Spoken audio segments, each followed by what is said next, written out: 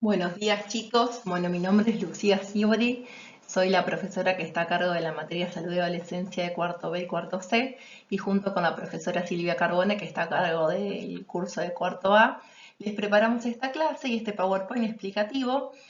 para continuar un poquito con lo que veníamos trabajando en relación a la salud y en este caso vamos a trabajar lo que compete a la prevención y la promoción de la salud. Como pueden ver en esta diapositiva, el título que presenta hace referencia a un dicho popular conocido por todos que está estrechamente vinculado con el contenido que vamos a empezar a desarrollar ahora, que es la prevención. Pero para poder empezar a comprender un poco mejor qué es la prevención y demás, nos tenemos que remontar al año 1930, donde dos médicos que trabajaban en el sector de salud pública de Estados Unidos establecieron lo que se conoce como paradigma preventista. Este paradigma específicamente hace referencia a la importancia de la prevención en salud y la define como todas aquellas acciones tendientes a evitar que una enfermedad aparezca. Bien, y este paradigma específicamente lo que plantea es que cuando a una persona o un grupo de personas ya su enfermedad está establecida, o sea que la persona ya está enferma, esta enfermedad puede tener varias consecuencias para una persona. Puede ser que le ocasione diferentes secuelas, o sea que la persona quede con algunas secuelas en función de la enfermedad que tuvo, o lo más grave sería que termine provocando la muerte de la persona. Entonces este paradigma preventista, además de hacer hincapié en esto que acabo de explicar último, que hace referencia exclusivamente a la salud y al bienestar de los individuos y tratar de lograr eso en su máxima medida, también lo que proponía era que mientras más personas se enfermen y menos se puedan evitar dichas enfermedades, si no hay acciones que estén destinadas justamente a evitar que aparezcan enfermedades, esas personas necesitan internación, necesitan cuidados médicos, necesitan medicamentos y todo lo que tiene que ver con la parte económica del sistema sanitario y que en realidad no le conviene a ningún Estado porque estarían gastando mucha más plata que si se lograría que esas personas conozcan las formas de prevenir las enfermedades y entonces menos cantidad de personas estarían enfermas. Y va estrechamente vinculado con lo que expliqué de salud. Menos personas enfermas como consecuencia generan menos gastos en salud y así también se evita que haya menos personas con secuelas y que también menos personas que mueran. Bien, y finalmente, para nombrar algo relacionado a este paradigma preventista, eh, podríamos nombrar como falencia del paradigma preventista que únicamente hace hincapié en lo que se conoce como el modelo hegemónico. El modelo hegemónico nos explica que todo lo que tiene que ver con salud incluye al personal médico, al personal sanitario y a las instituciones vinculadas a la salud, dejando de lado y sin contemplar otras cuestiones que a veces pueden hacer que las personas se enfermen, como por ejemplo el medio ambiente, la falta de información y demás. Bien, esa sería como la falencia que podemos encontrar vinculado a este primer paradigma preventista que se impuso en el año 1930. Muy bien, a continuación vamos a trabajar la prevención como eje central para minimizar cualquier factor de riesgo. ¿Pero qué son los factores de riesgo? Bueno, vamos a ver. Los factores de riesgo tienen distintas procedencias. Bien, si hablamos de los factores de riesgo vinculados al entorno de una persona, vamos a nombrar específicamente los factores ambientales, como pueden ser, por ejemplo, la contaminación del agua, del aire, la contaminación del suelo, la contaminación sonora. Son todos factores que pueden contribuir a que una persona enferme y tienen que ver con el ambiente y el medio ambiente en el que esa persona vive o desarrolla sus distintas actividades, ¿sí? Otro factor está vinculado específicamente al trabajo y son los llamados factores laborales. Los factores laborales van a depender del trabajo que realice cada persona. Por ejemplo, si estamos hablando de una persona que por ejemplo, un docente que tiene que dar a lo mejor 5, 6 o más horas clase a un grupo grande de alumnos, por lo tanto está constantemente hablando y exigiendo su voz para que todos aquellos alumnos que están dentro del aula puedan escucharlo en forma correcta. es esa persona que trabaja de esa manera lo que va a sufrir en algún momento de su vida como factor de riesgo es alguna enfermedad relacionada con las cuerdas vocales. Si hablamos, por ejemplo, de un obrero, de un carpintero que están maniobrando constantemente herramientas, pueden sufrir dentro de sus accidentes laborales, a lo mejor que tenga algún tipo de accidente en las manos o en alguna parte del cuerpo si no utiliza el equipamiento adecuado vinculado a esas herramientas que está manejando. Si hablamos de una persona que trabaja en altura, tiene un factor de riesgo que otras personas que no trabajan en altura no lo tienen, por ejemplo, sufrir caídas, golpes, traumatismos. Bien, entonces de acuerdo a cada trabajo hay diferentes factores de riesgo vinculados al mismo. Y finalmente, el último factor que vamos a nombrar son aquellos que están vinculados a lo personal, ¿sí? Que tenemos a los factores genéticos y a las conductas de riesgo. Los factores genéticos son aquellos que vienen, los que están en nuestro ADN y los obtenemos a partir de la combinación del ADN de nuestra mamá y de nuestro papá. Y son aquellos que, por ejemplo, van a predisponer que seamos más propensos a tener, a lo mejor, supongamos, diabetes, colesterol, algún tipo de enfermedad genética o hereditaria.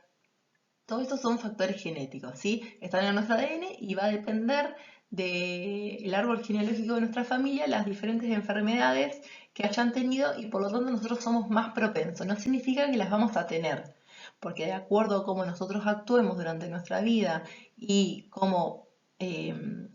realicemos distintas acciones para evitar, supónganse una persona que tiene mayor probabilidad de ser diabética porque en su familia sus padres, sus abuelos fueron diabéticos, pero es una persona que a lo mejor hace actividad física en forma regular, come en forma saludable,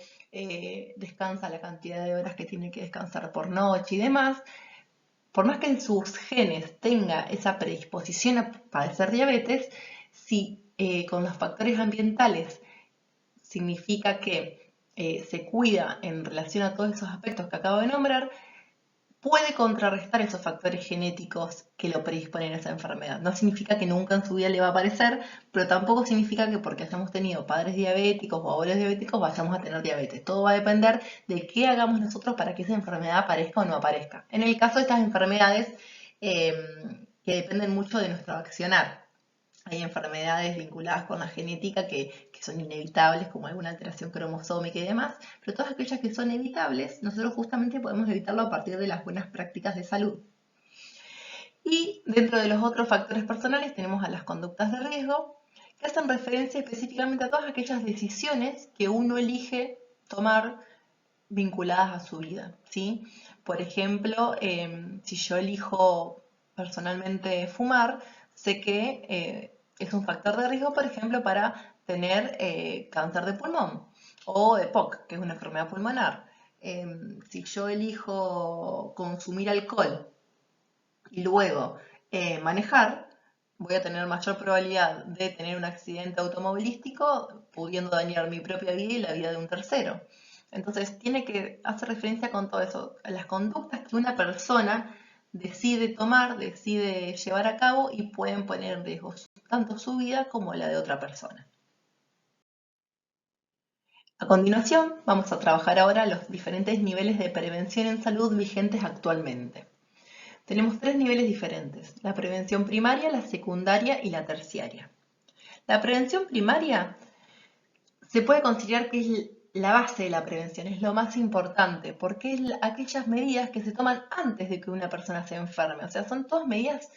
que están destinadas a la población sana. El objetivo principal es que esa población sana no llegue nunca a enfermarse, ¿sí? Con el objetivo justamente de poder preservar su salud. Cuando hablamos de prevención secundaria, son todas aquellas medidas que están destinadas a detectar precozmente, o sea, detectar en forma temprana alguna enfermedad, si es que una persona tiene algún tipo de dolencia, detectarlo en forma temprana, y si el resultado de esa enfermedad es positivo, que se pueda hacer el tratamiento oportuno de esa enfermedad, o sea, que se pueda hacer un tratamiento lo antes posible. No es lo mismo si yo estoy enfermo y en forma rápida me hacen un diagnóstico y me diagnostican que tengo determinada enfermedad y enseguida comienzo con un tratamiento, que si uno tiene un diagnóstico más tardío, cuando la enfermedad ya está más avanzada, el tratamiento no va a tener la misma eficacia que si yo lo puedo iniciar en forma temprana, ¿sí? Disminuyo mucho los riesgos tanto de tener alguna secuela o de sufrir una muerte, ¿sí? Y finalmente, la prevención terciaria es aquella prevención que ya está destinada específicamente a personas enfermas, donde la persona ya está enferma y llega al sistema de salud enferma. Son todos aquellos tratamientos que se le van a aplicar desde las diferentes ramas que tiene la salud, justamente para tratar de evitar la menor cantidad de secuelas posible y, a lo posible, tratar de evitar la muerte de esa persona. Fíjense que yo acá les agregué también este cuadro, que lo tienen en el marco teórico que se les envía junto con las actividades en esta etapa nueva de la virtualidad, donde ustedes van a poder ver diferentes acciones a modo de ejemplo que se llevan a cabo, por ejemplo, en la prevención primaria, en la secundaria y en la terciaria. Vamos a empezar por la primera columna al lado izquierdo, que hace referencia a la prevención primaria, y fíjense que arriba les aclara que es el periodo previo a la enfermedad. Dentro de la prevención primaria tenemos distintas acciones a llevar a cabo, ya sea si hablamos de promoción de la salud o de una protección específica, ¿sí? Cuando hablamos de protección específica hacemos referencia, por ejemplo, al uso de las vacunas, a respetar el calendario nacional de vacunación, al cuidado y la higiene personal, al uso de alimentos específicos y saludables. Hace hincapié en todas esas medidas que cada persona en forma individual tiene que llevar a cabo para prevenir enfermarse, ¿sí? Y la promoción de la salud está destinado ya en forma más general al grupo de las personas, ¿sí? Como por ejemplo, que los estados tienen que garantizar que las personas tengan una vivienda adecuada para vivir, que tengan agua potable, que tengan acceso al alimento, acceso a un trabajo para poder mantenerse. Esa es una cuestión más de Estado y que las personas tienen que esforzarse para lograrlo, pero no depende exclusivamente de ellas, ¿sí?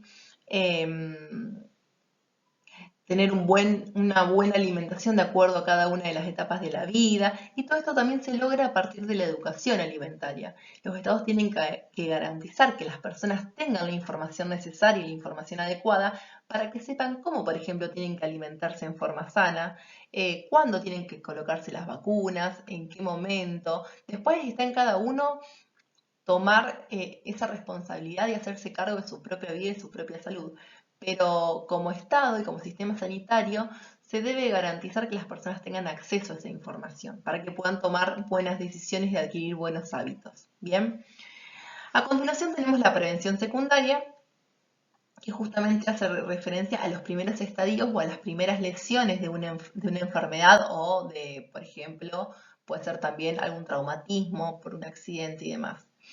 y hace referencia exclusivamente al diagnóstico precoz y a la atención inmediata, ¿sí? O a la limitación de la invalidez. En el caso que haya sido, por ejemplo, un accidente, tratar de evitar que esa persona quede con algún tipo de invalidez y de que muera. Y si hablamos de la detección precoz y la atención inmediata, por ejemplo, cuando nos vamos a hacer algún análisis de sangre general para ver cómo está todo nuestro organismo, si tenemos colesterol, si tenemos la glucemia alta, cómo está el hierro de nuestra sangre para ver si no estamos anémicos,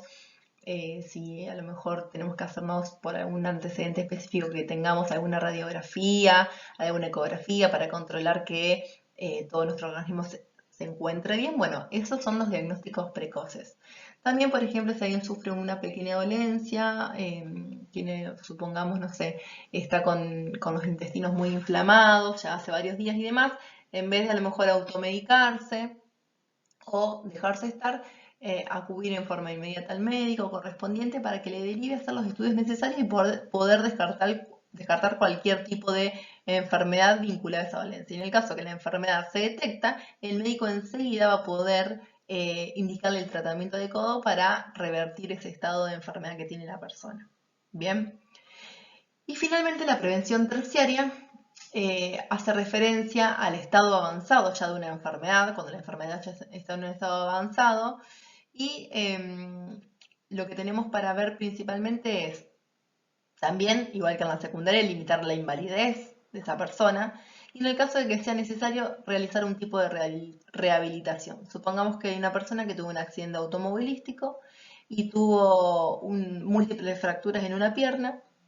va a tener que seguramente le harán una cirugía, le pondrán un yeso y demás, y tendrá que estar determinada cantidad de tiempo en reposo para que sus huesos se recuperen y se suelden bien. Seguramente esa persona, una vez que culmine con su tratamiento médico, tenga que hacer algún tratamiento de rehabilitación, que puede ser a través de una terapia ocupacional, a través de un kinesiólogo o una kinesióloga, donde tenga que ir a determinada cantidad de sesiones, supongamos, para trabajar con esa pierna que tuvo lesionada justamente para que pueda volver a recuperar su movilidad natural después de tanto tiempo teniendo que estar en una misma posición y quieta, que recupere el tono muscular y demás cuestiones que justamente las personas encargadas de rehabilitación se encargan. Eso específicamente es lo que trata de hacer la prevención terciaria, de que las personas puedan, después de haber sufrido una lesión o algún tipo de enfermedad, quedar con la menor cantidad de secuelas posibles, y justamente si es posible que queden con ninguna secuela, y en el caso de que queden con alguna secuela, que sea lo mínimo indispensable para que esa persona pueda volver a reinsertarse en su vida, su trabajo, en forma natural y que sea lo más cercano a la normalidad previo a esa enfermedad o a ese accidente posible, ¿sí? Y como fin último, también de la prevención terciaria y de todas las prevenciones, es evitar las muertes de las personas preservando su salud. Finalmente, esta última diapositiva hace referencia a la promoción de la salud, que si recuerdan del cuadro anterior que estuvimos viendo, está incluida dentro de la prevención primaria, que habíamos dicho que es la más importante de todas las prevenciones, porque trata de evitar que las personas sanas lleguen a enfermarse. El concepto de promoción de la salud fue acuñado en el año 1986 en la Carta de Ottawa de la Organización Mundial de la Salud, donde la definió como el proceso mediante el cual se les proporciona a las personas los medios necesarios para aumentar el control sobre su propia salud y mejorarla. ¿Y cómo pueden las personas aumentar el control sobre su propia salud y mejorarla? Adquiriendo hábitos de cuidado del cuerpo, que era lo que yo les expliqué también anteriormente, como por ejemplo dormir la cantidad de horas necesarias por día de acuerdo a la edad, comer en forma saludable también de acuerdo a la edad y al estado de la persona,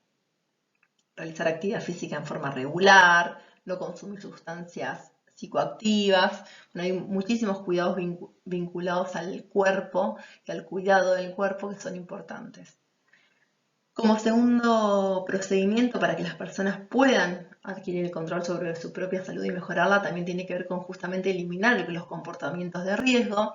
que si se acuerdan tenían que ver con los factores personales vinculados a estos comportamientos, como por ejemplo el uso de sustancias psicoactivas, el tema de no manejar alcoholizado, no manejar con pocas horas de sueño, que puedan provocar que una persona que se quede dormida al volante y sufre un accidente de tránsito. Eso lo podemos ver mucho en las campañas publicitarias que salen a veces en televisión o cuando vamos por la ruta, donde hay carteles que nos indican estas cuestiones. Bueno, esto es justamente, de esto se trata, de que el Estado se tiene que encargar de darle la información, de hacer estas campañas de prevención y promoción de la salud para que las personas tengan la información y sepan la importancia de adquirir estos buenos hábitos para su vida y para la vida de los otros, ¿bien? Que justamente se relaciona con el último punto que tienen acá, que les dice obtener información y conocimientos para esos fines. Bueno, justamente uno puede tomar decisiones saludables para su vida y evitar sufrir accidentes o enfermedades y ocasionar accidentes o enfermedades a otra persona cuando yo tengo el conocimiento y la información y sé qué es lo que tengo que hacer. Después va a estar en cada uno las decisiones que tome, pero si yo tengo la información, yo ya tengo el poder para poder decidir eso. ¿Bien? Otra cuestión importante vinculada con la promoción de salud hace referencia específicamente a que abandona el modelo hegemónico, ¿sí? ¿Qué significa que abandona el modelo hegemónico? Que saca un poco al tema de la prevención y el cuidado de las personas lo que tiene que ver exclusivamente con el sistema sanitario, ¿sí? Obviamente que es importante el sistema sanitario, el personal de salud, las entidades sanitarias como las clínicas, los hospitales y demás, Pero no es lo único, justamente con todo lo que les expliqué anteriormente, de que los estados tienen que garantizar información, brindar buenas pautas para que las personas puedan cuidarse y demás, está mostrando que solamente no alcanza con que un médico me lo diga, sino que el Estado debe garantizar que llegue a toda la población la información, porque si hay personas que acuden en forma muy irregular o muy esporádica a un médico, puede ser que no tengan acceso a esa información y no sepan lo que tengan que hacer. Entonces, estas recomendaciones que se dan a la población general, en forma general, las debe garantizar el Estado y le corre un poco la responsabilidad exclusivamente al sistema sanitario de encargarse de esto, sino que ya es una cuestión de Estado. Bien, ¿cuál es el objetivo principal de la promoción de la salud? Bueno, la promoción lo que intenta hacer es extender todo lo que se entiende como expectativa de salud más allá de la ausencia de la enfermedad, de los trastornos y la discapacidad, hacia medidas positivas para crear y mantener y proteger la salud, centradas en la duración de la vida saludable. Lo que intenta hacer la promoción es que la gente conozca lo que tenga que hacer para cuidar su salud y que pueda adquirirlo como un hábito, o sea, que lo haga en forma natural sin tener que andar pensando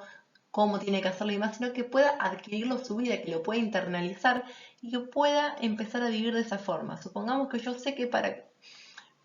que mi cuerpo esté bien, tengo que comer en forma saludable determinados alimentos con determinada frecuencia, evitar o reducir el consumo de alimentos que no son tan saludables y demás. A veces pasa que, por ejemplo, con algún tipo de dieta en especial, eh, la persona logra sus objetivos, supongamos que es de descenso de peso a corto plazo, pero después no puede adquirir eso como, le cuesta mucho adquirir eso como un hábito de vida. Entonces lo que se trata de hacer es que las recomendaciones sean recomendaciones generales que sirvan para que la gente de a poco pueda modificar sus hábitos y adquirir hábitos saludables en forma permanente. Eso es algo que se hace en forma paulatina, no es que de un día para el otro una persona se levanta y cambia su forma de comer, de hacer actividad física, de dormir. Todo va en forma paulatina, los hábitos tardan tiempo en establecerse en una persona porque alguien tiene que cambiar su forma de proceder por una nueva y eso lleva un tiempo. Pero una vez que el hábito ya se estableció, la persona lo hace en forma inconsciente, sin pensarlo en forma automática como debería ser. Bien. Y el último punto relacionado con la promoción hace referencia a que introduce un nuevo concepto, hasta el momento no lo habíamos trabajado nunca, vinculado con lo que se conoce como empoderamiento de la salud. Que justamente el empoderamiento de la salud lo que plantea es que la población sea generadora y a la vez destinataria de las acciones de salud. Por ejemplo, en este caso, nosotras como docentes, la profesora Silvia y yo, estamos siendo generadoras de esta información vinculada con la salud y ustedes, como población de alumnos, están siendo los destinatarios de estas acciones. Lo importante sería que después ustedes, al conocer estas acciones y lo que vamos a trabajar más adelante vinculado con la educación sexual, con la alimentación saludable, con las adicciones y demás, ustedes puedan, a partir de ser destinatarios de toda esa información, puedan después ser multiplicadores de esa información y multiplicar esa información en sus casas, en sus otros grupos de amigos, para que cada vez más gente tenga acceso a estos buenos hábitos y este cuidado del cuerpo que todos deberíamos tener para evitar enfermarnos y evitar enfermar a otras personas. Bueno, damos por finalizada la clase. Espero que haya sido de utilidad este PowerPoint y esta explicación para complementar con la lectura comprensiva que deben hacer del material de trabajo que se envía en la clase y así puedan resolver las actividades en forma óptima. Recuerden también que van a tener una clase por Zoom en forma semanal, los links que se compartieron en el archivo de la clase, para que si hay alguna duda respecto a la explicación del PowerPoint, del material que ustedes vayan a leer, donde les amplía un poco más la información y les da más ejemplos también, o en el momento de resolver la actividad surge alguna inquietud, pueden hacerlo a través de esa clase por Zoom que vamos a tener cada uno de las docentes con sus cursos en el horario establecido, de acuerdo al horario que tenemos siempre en la materia. Esperamos que sigan bien y damos por finalizada esta clase. Les mandamos un saludo grande. Hasta luego.